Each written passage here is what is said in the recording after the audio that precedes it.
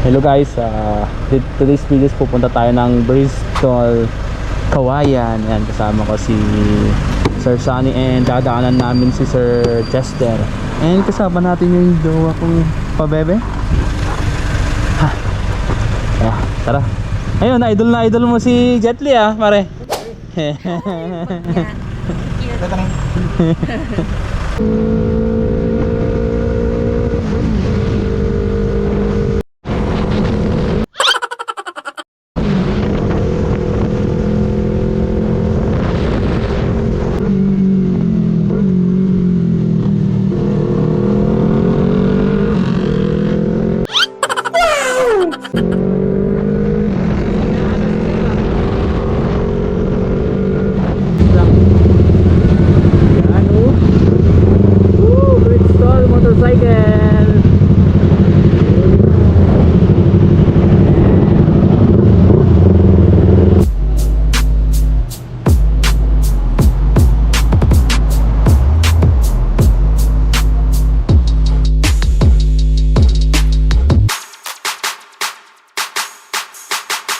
Hello guys, nandito na tayo sa Bristol.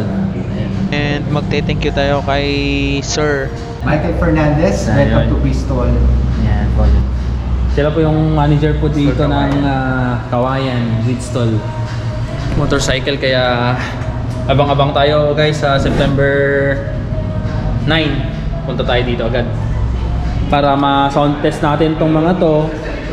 Tapos garage daw nila sa likod ang tetestan ng mga motor na to. Kaya exciting sa September 9. Ipapakita ko ang mga motor na available dito sa showroom and ibibigay ko na rin mga specs and some prices para magka-idea naman kayo kung magkano tong mga motor dito sa Bristol, Kawayan City. Bristol Motorcycle are proudly assembled in the Philippines. They are under with QG Moto, one of the biggest motorcycle industry in China. Umpisahan na natin to guys. Unahin natin tong adventure bike category. This bike called Moto Morini X Escape. Engine specification: liquid cooled double overhead cam, twin cylinder, 4-stroke, 649cc, 6-speed fuel injection na mayroong maximum power 45 horsepower at mayroong maximum torque na 56 Nm at kayang pumalo ng 175 km/h. At meron na din tong double channel ABS at naka-brembo caliper na rin to, front and rear. Fuel capacity na 18 liter at mabibili mo ng 658,000. At dito naman tayo sa Morini STR ay the same specification ng Morini Escape. STR is sporty line and while X Escape is adventure bike. At ang presyo nito ay 528,000.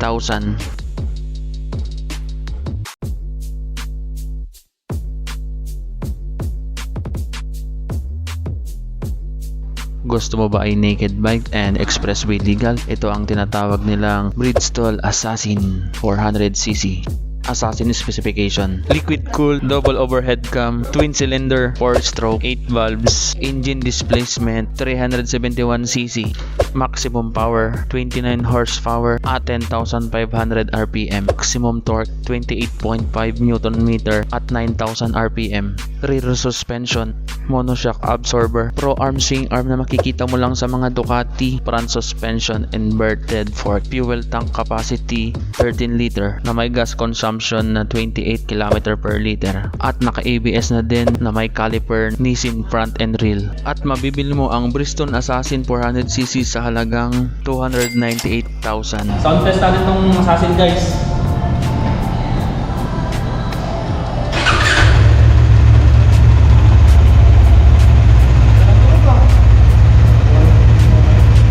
Kahit di ka na mag-band dito, mag-bike. Nagdilit na nga. Saka naka-flow arm mo. Flow arm.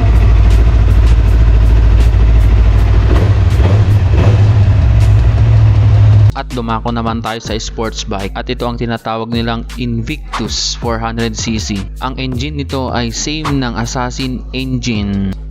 Ang pinagkaiba lang nito ay sports bike at ang Assassin naman ay naked bike.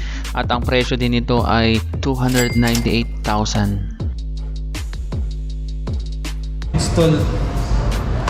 Anong model to, sir? Yun, yung Velocity.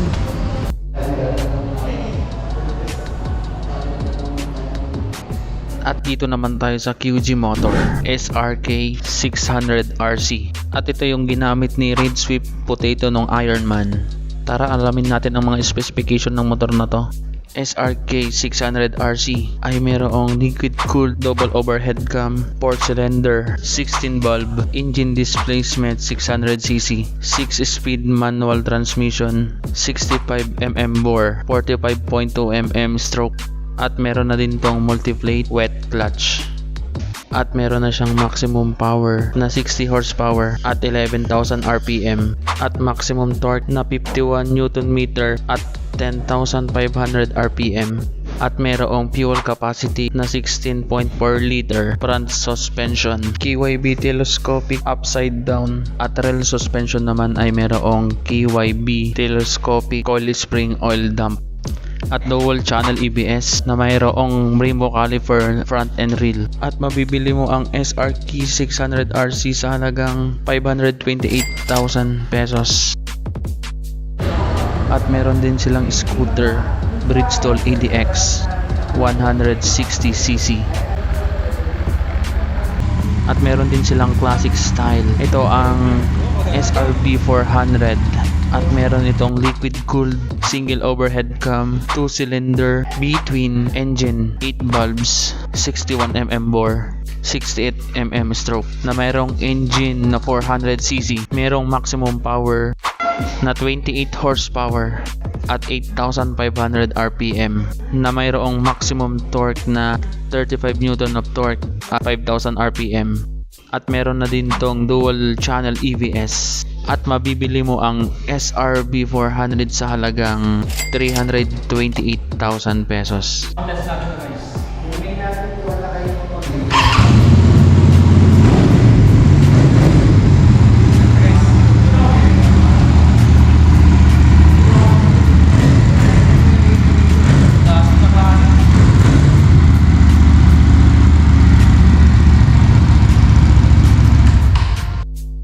Adventure bike ng Bristol Venturi 500, liquid cooled 4-stroke double overhead cam, parallel twin, 8 bulbs, engine displacement 471cc. At mabibili mo ang Venturi sa halagang 368,000 pesos. At ito naman ang SRT 800.